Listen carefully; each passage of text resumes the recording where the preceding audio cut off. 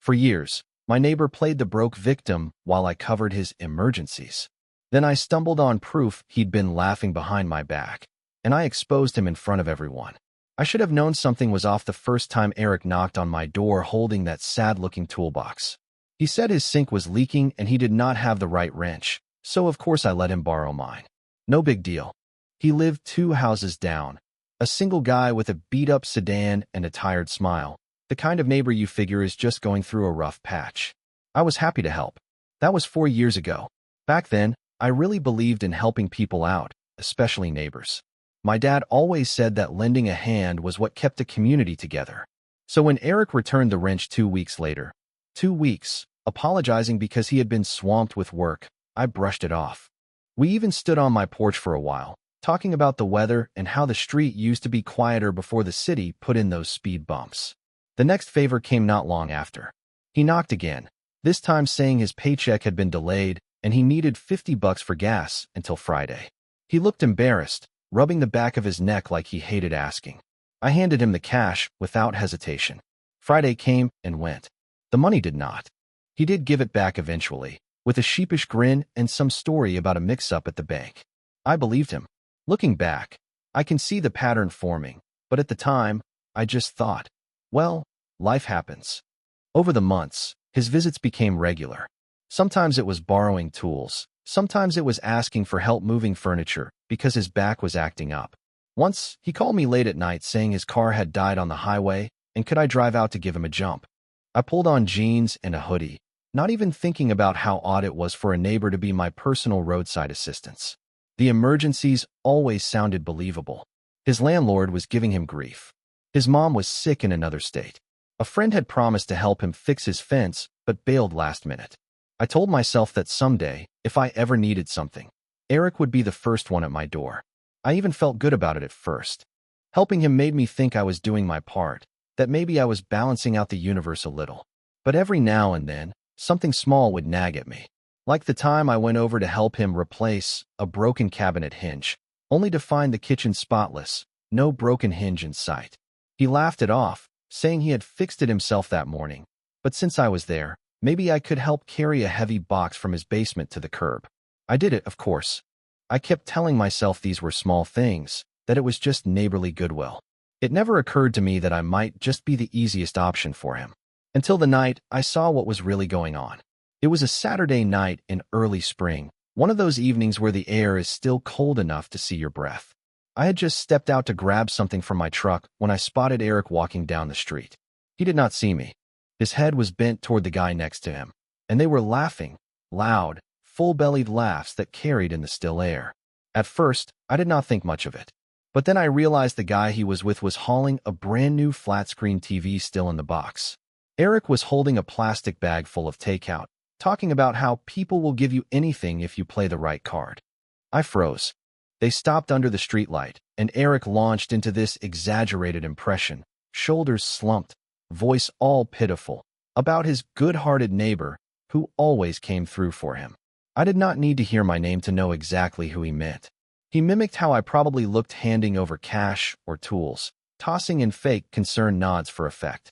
The guy with the TV laughed so hard he had to set the box down for a second. Eric added, and the best part? He never asks for anything back. Not a dime. Like having my own little charity that lives up the street. I felt that one in my gut.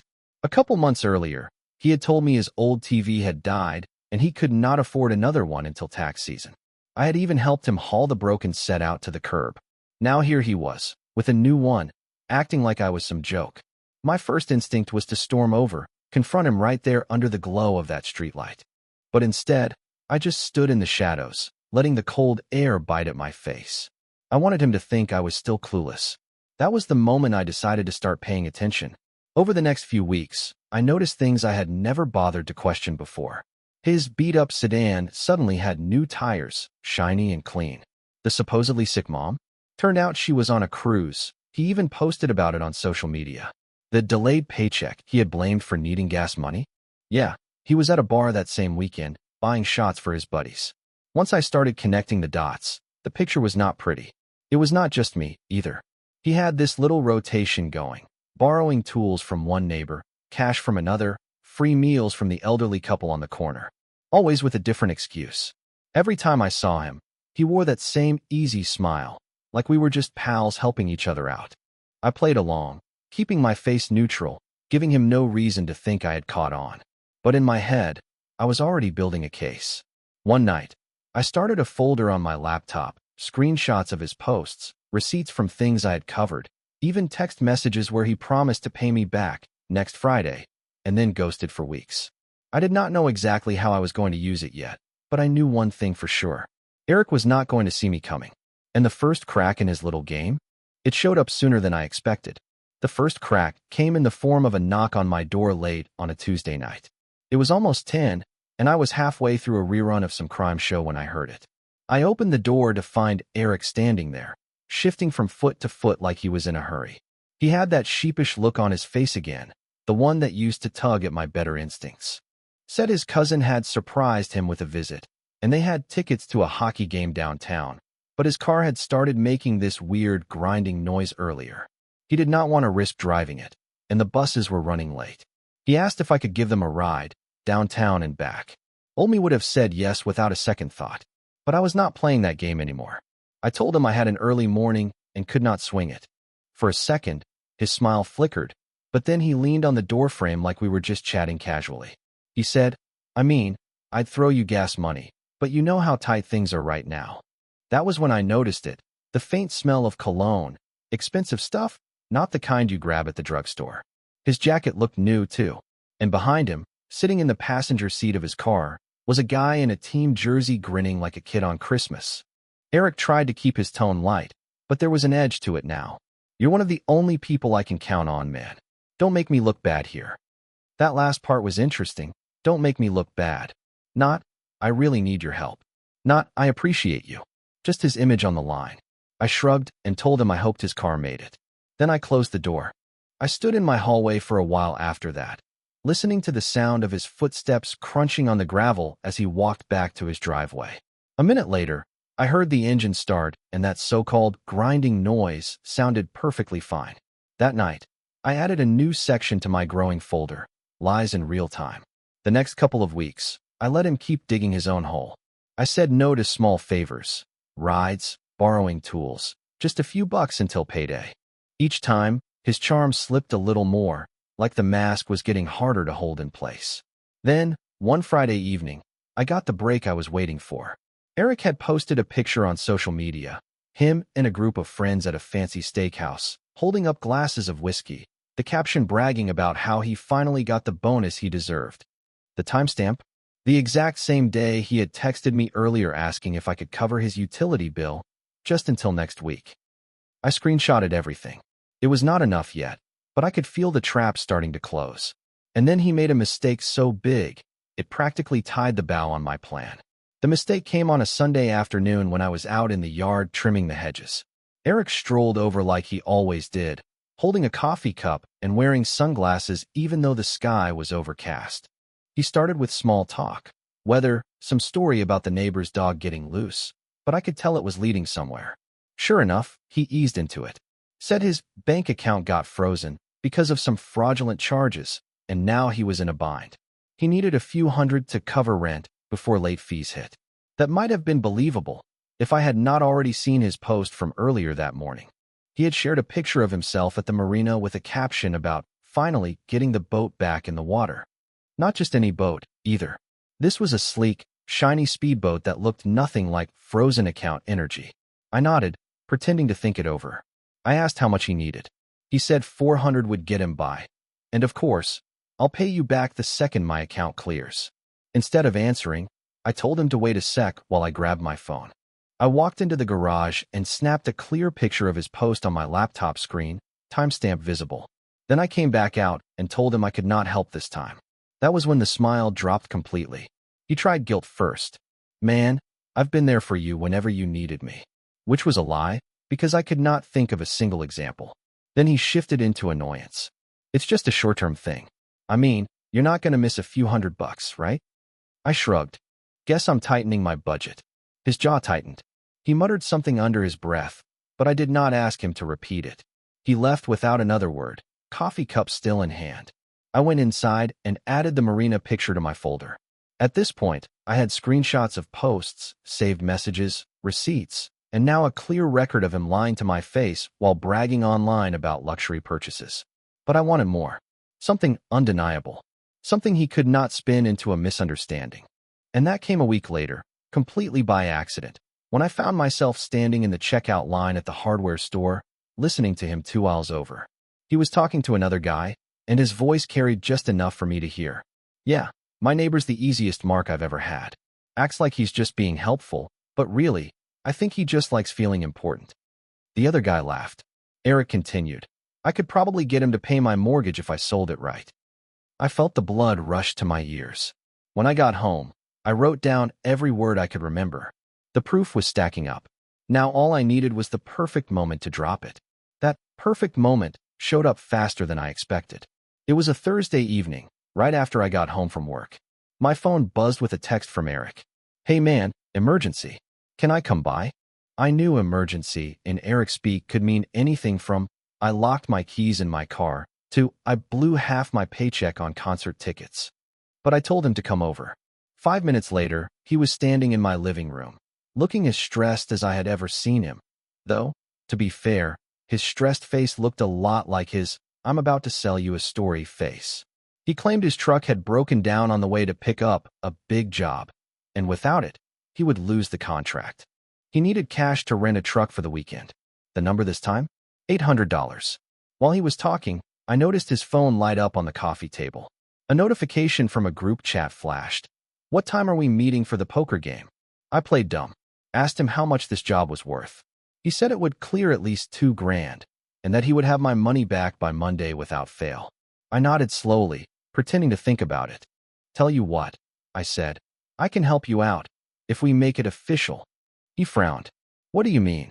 I went to my desk and pulled out a simple loan agreement form I had downloaded earlier that week, just in case. I slid it across the table with a pen. Just sign this. It says you're borrowing $800 and we'll pay it back by Monday. Nothing complicated. You would have thought I had handed him a confession form for a crime he did not commit. He laughed nervously, trying to wave it off. Come on, man, you know I'm good for it. I kept my voice calm. Then it shouldn't be a problem to sign. He hesitated, eyes darting toward the door. Finally, he stood up and said he would figure something else out. The second he left, I added that moment to the growing pile of evidence.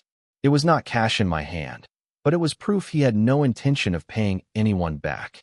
That night, I organized everything: screenshots, photos, saved texts, the marina post, the overheard hardware store conversation, and now the unsigned loan agreement. I saved it all to a thumb drive and a cloud folder. I was not just planning to confront him anymore. I was planning to end every excuse, every guilt trip, every fake emergency he could ever throw at me. I just needed one more thing to make the reveal hit exactly how I wanted. And the opportunity came when the neighborhood association announced the spring block party. The block party was the perfect setup. Every year, half the neighborhood showed up, kids running around with sticky popsicles, the smell of burgers on the grill, folding tables covered in crock pots and casseroles. And most importantly, everyone knew everyone's business by the end of the night.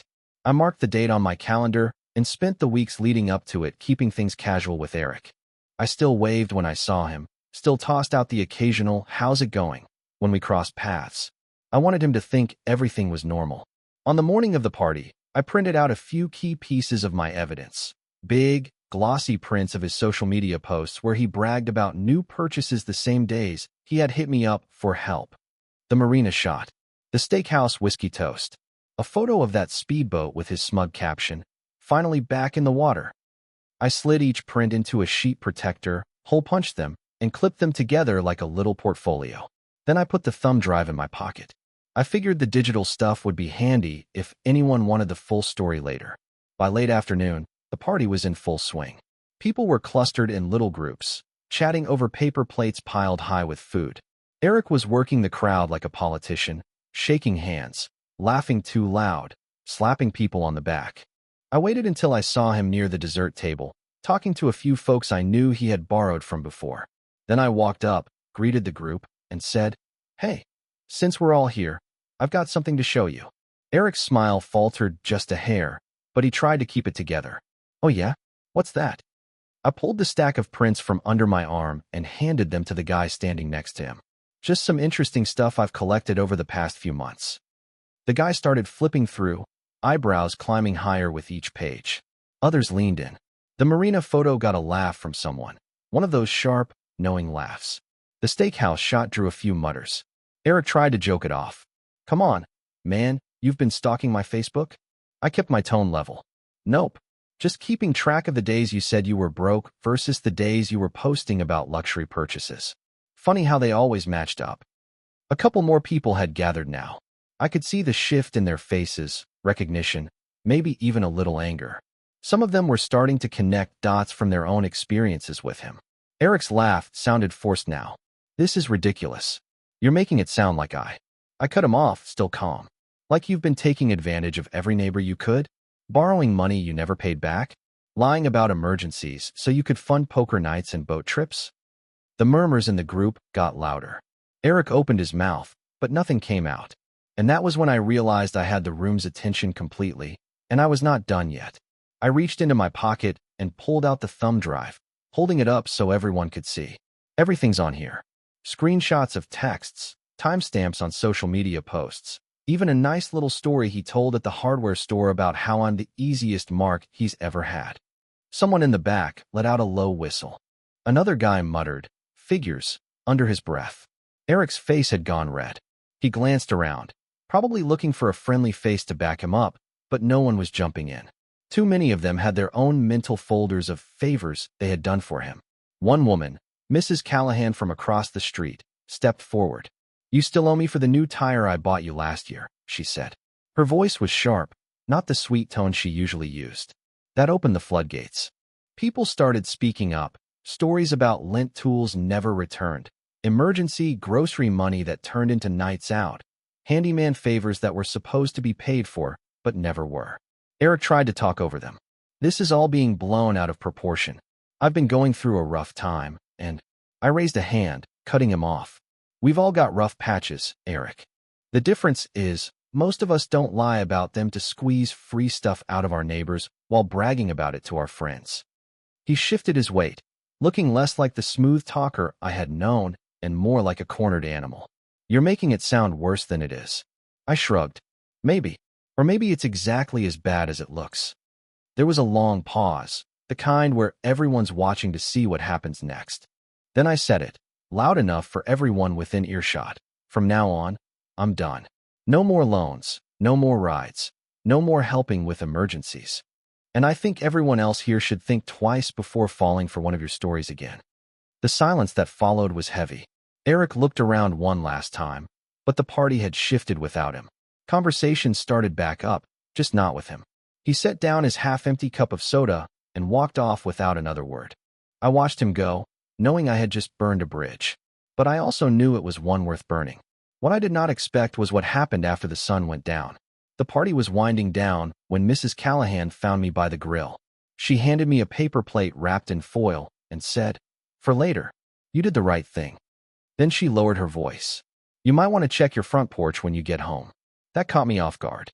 When I got back to my place, I saw it immediately, a small cardboard box sitting just inside the shadow of my steps. No note, no return address, just my name written in thick black marker. I carried it inside, half expecting it to be nothing more than a passive-aggressive gesture, like a bag of tools he had forgotten to return. But when I cut the tape and flipped the lid, it was not tools or anything of mine. It was money. Bills crumpled together, some 20s, some 50s, even a few hundreds. I counted it twice, $960. At the bottom of the box was a single piece of paper with one line. "We're square." No signature, but it did not need one. It was so unlike Eric to pay back anything, let alone this much in one go, that I just stood there for a minute, wondering if it was some kind of trick. But the longer I thought about it, the more it made sense. His pride had taken a beating in front of everyone, and maybe this was his way of trying to salvage what little image he had left. I put the money in an envelope and tucked it into my desk drawer. I was not about to hand it back, but I also was not ready to spend it. Not yet. It felt more like evidence than a gift. Over the next few days, I noticed subtle shifts in the neighborhood. People waved at me more. A few stopped by to say thanks for speaking up. And Eric? He vanished. His car was gone most of the time, and when it was there, the curtains stayed closed. Then, a week later, I was out for a walk when I saw him coming from the opposite direction. For a second, I thought he might cross the street to avoid me. Instead, he slowed his pace and stopped a few feet away. His voice was quieter than I had ever heard it. Guess I deserved that. I said nothing, just waited. He glanced down at the pavement. You won't have to worry about me anymore. Then he walked off without looking back. I figured that was the end of it. But 2 nights later, I learned that Eric's downfall had traveled a lot further than just our street. I was taking the trash out when I saw the moving truck. It was parked 2 houses down, headlights cutting across the empty street. The side door was open, and 2 guys were loading in boxes. Eric was standing in the driveway, directing them. He looked smaller somehow, not physically, but like the weight he used to carry in a room was gone. I kept my distance, but I could still hear bits of the conversation. One of the movers asked if he was heading far. Eric gave a half laugh and said, "Far enough." Later, I heard the rest of the story from Mrs. Callahan. Apparently, after the block party, word had gotten around fast, not just on our street, but to people he owed in other parts of town. Someone from the poker group had stopped by the following night, demanding money. Another friend showed up a day later, shouting loud enough for the neighbors to hear. The story was out, and nobody was willing to cut him slack anymore. His little web of favors and half-truths had collapsed all at once. By the time the weekend rolled around, he was out of work too. The guy who had been giving him odd jobs, fixing fences, hauling junk, decided he could not trust him anymore. And just like that, the man who always seemed to have a dozen people to lean on had no one left. As I watched the movers finish loading the truck, I thought about all the times I had answered my door to see him standing there, holding some problem like it was a gift we both could share. I had believed every story, brushed off every delay in repayment, convinced myself that kindness would balance things out in the end. Now he was the one left standing alone in the dark. He climbed into the passenger seat of the truck, head turned toward the window. The engine rumbled, and just like that, they were gone. I figured that was the last I would ever see of him. But the next morning, I found something tucked under the mat on my porch, something that made it clear he wanted the last word. It was a plain white envelope, the kind you buy in a pack of 50. No name on the front, just my address scrawled in his familiar, hurried handwriting. Inside was a single sheet of notebook paper. The message was short. You didn't have to humiliate me. I would have figured things out. You'll see one day. People aren't as grateful as you think they are. No apology. No acknowledgement of the years he had taken advantage of me. Just one last attempt to make it seem like I had crossed some invisible line. I read it twice, then set it down on the counter. For a second, I thought about all the late nights I had driven in places, the tools that had never made their way back to my garage, the cash that had vanished into his emergencies. I thought about the smirk he wore when I caught him bragging under that streetlight, about how easy I had been to play. And then I thought about the moment at the block party, when the whole neighborhood finally saw him for what he was. That had not been humiliation, it had been truth. I slid the note back into the envelope, dropped it into a drawer, and closed it without a second thought. Life moved on quickly after that. The block party became just another story people told when new neighbors moved in. My phone stopped buzzing with last-minute requests for help. The air on our street felt lighter somehow. Eric was gone, and so was the constant shadow of wondering what he might need next. For the first time in years, I could look out my front window, see the quiet, and know it was mine to keep. And if there was any fallout for him beyond what I saw, well, that was his to deal with alone.